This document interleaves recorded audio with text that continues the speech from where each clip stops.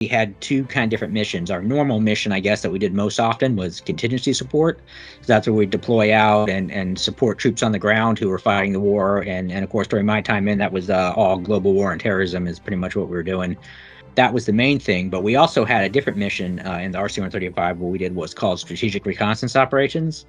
And so we deployed to different places around the world, and we would fly around, in international airspace, but we would do signals intelligence in support of we call national objectives, which essentially means different target nations or systems that they had out there that the intelligence community was interested in gaining more information on.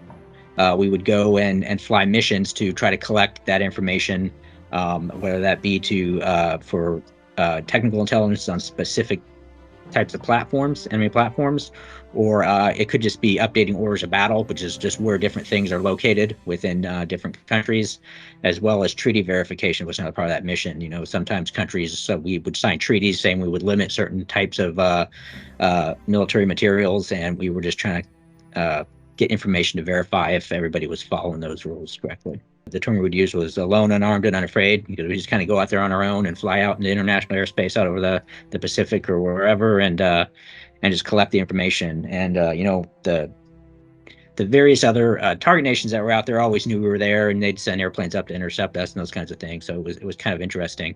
I think one of the main things I learned throughout that process, and of course I ended up staying for 20 years because I liked it, but it was that discipline of understanding, learning all the procedures and really coming up with these kind of complex plans and contingency plans for what are we going to do if this happens, or what do we do if that's going to happen. And obviously my day job as emergency management coordinator is to come up with those plans, and then in the event of an emergency, my role as logistics section chief is a lot more like what I would do kind of when we'd go out to fly those missions.